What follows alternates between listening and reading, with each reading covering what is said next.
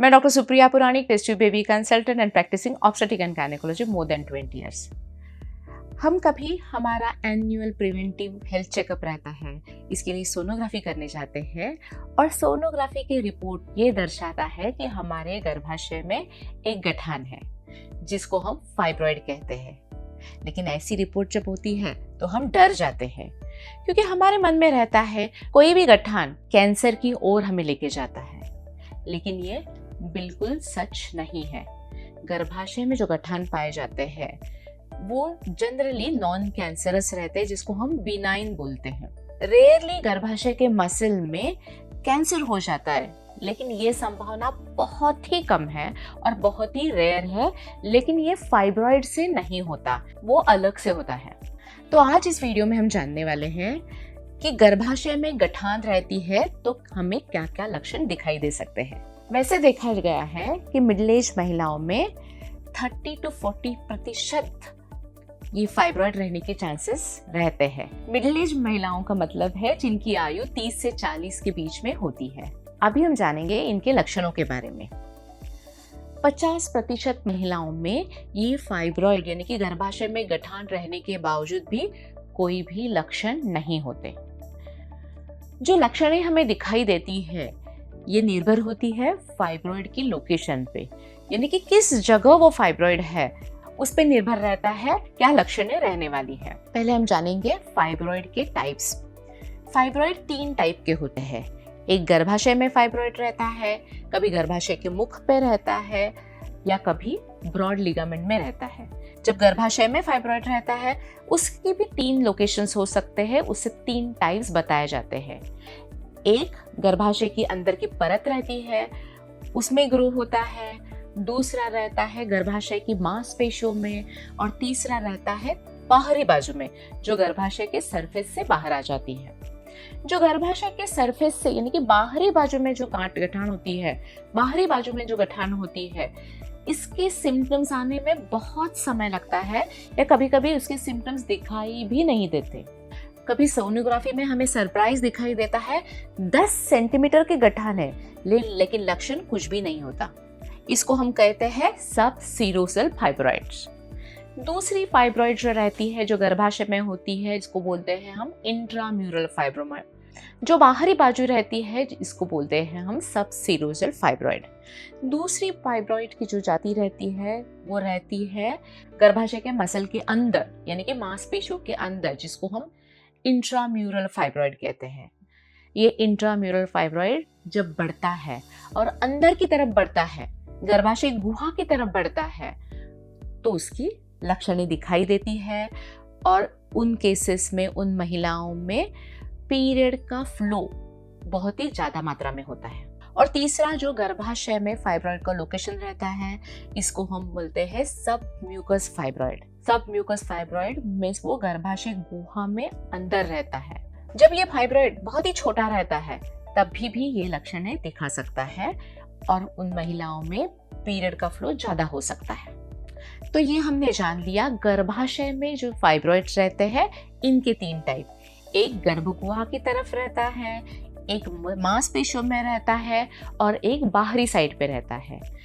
जो अंदर रहता है, गर्भगुहा में रहता है, उनकी लक्षणें ज्यादा दिखती है और खास तौर पे वो लक्षणें हेवी ब्लीडिंग के तौर पर दिखाई देती है। दूसरे टाइप का जो फाइब्रॉइड रहता है वो होता है सर्वाइकल फाइब्रॉइड, यानी कि गर्भाशय के मुख में रहता है। वो कभी अंदर रहता है या कभी गर्भाशय के मुख से बाहर आ जाता है। इसको हम सर्वाइकल फाइब्रॉइड पॉलिप कहते हैं। और तीसरा प्रकार रहता है ब्रॉड लिगामेंट फाइब्रॉइड, यानी कि गर्भाशय के साइड में, दोनों साइड में ब्रॉड लिगामेंट नाम का एक लिगामेंट रहता है। और गर्भाशय का फाइब्रॉइड जब ये ब्रॉड लिगामेंट में ग्रो करना शुरू करता है इसको हम ब्रॉड लिगामेंट फाइब्रॉइड कहते हैं।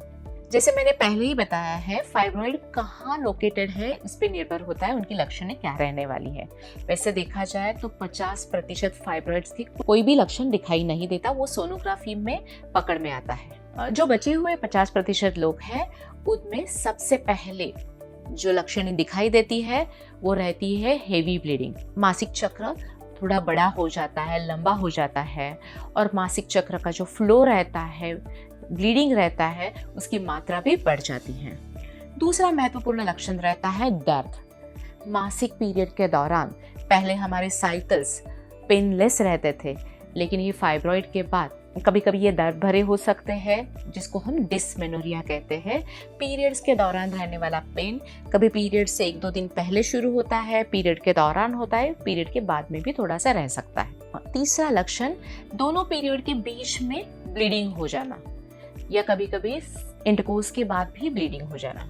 जब गर्भाशय के मुंह पे फाइब्रॉइड रहता है तो इंटरकोर्स के बाद ब्लीडिंग होता है, दो पीरियड्स के बीच में ब्लीडिंग हो सकता है।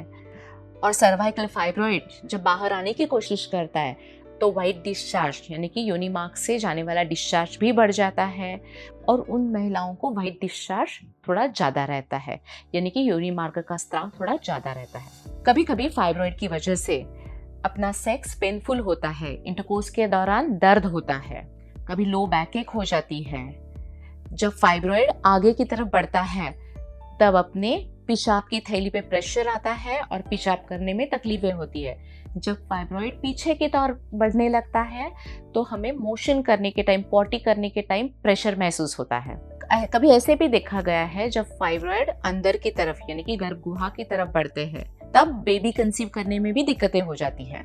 कभी कभी ऐसा देखा गया है जब गर्भाशय में गठान रहती है तो बेबी कंसीव होने में दिक्कत हो सकती है। खास तौर पे वो फाइब्रॉइड जो गर्भाशय की अंदर, गुहा के अंदर बढ़ना शुरू कर देते हैं, उन फाइब्रॉइड्स की वजह से बच्चे कंसीव होने में दिक्कत आ जाती है। वैसे देखा जाए तो बहुतांश लड़कियों में फाइब्रॉइड रहने के बावजूद भी बेबी कंसीव हो जाता है, और पहले टाइम उनको फाइब्रॉइड का एहसास होता है जब वो कंसीव होते हैं, प्रेग्नेंट होते हैं और सोनोग्राफी कराने जाते हैं। तब सोनोग्राफी के रिपोर्ट में उनको दिखाई देता है कि प्रेगनेंसी के साथ फाइब्रॉइड की गठान भी है, लेकिन तब भी बिल्कुल डरना नहीं है। मोस्ट ऑफ द टाइम सब कुछ अच्छा होता है। बहुत रेयरली मिसकैरेज हो सकता है, या समय से पहले डिलीवरी हो सकती है, या प्रेगनेंसी के दौरान ब्लीडिंग होने के चांसेस रहते हैं, और कभी कभी प्रेगनेंसी में दर्द भी महसूस होता है, और वो फाइब्रॉइड में डीजनरेशन होने के कारण भी होता है, जिसको हम रेट डीजनरेशन ऑफ फाइब्रॉइड कहते हैं। इसीलिए जब भी हमारे मासिक चक्र का स्त्राव बहुत ही ज़्यादा होता है, हमें वाइट डिस्चार्ज रहता है, लो बैक एक रहती है, इंटरकोर्स के दौरान दर्द रहता है, 2 मासिक चक्र के बीच में ब्लीडिंग होना शुरू हो जाता है, तो आपको डॉक्टर के पास जाना है। डॉक्टर आपकी सोनोग्राफी करेंगे और डॉक्टर आपको बता देंगे कि फाइब्रॉइड का लोकेशन कहाँ है और आपको क्या ट्रीटमेंट वो दे सकते हैं। 50% फाइब्रॉइड्स में कोई ट्रीटमेंट लेने की ज़रूरत नहीं होती है। जो फाइब्रॉइड बाहरी तरफ रहते हैं, सबसीरोजल रहते हैं, तो ट्रीटमेंट की ज़रूरत नहीं होती, गर्भाशय निकालने की भी ज़रूरत नहीं होती। इसके बारे में आपको कोई प्रश्न रहेंगे तो हमें ज़रूर लिखिए, और हमारे pregnancy, gynaec, infertility, IVF related video ज़रूर देखते रहिए। धन्यवाद।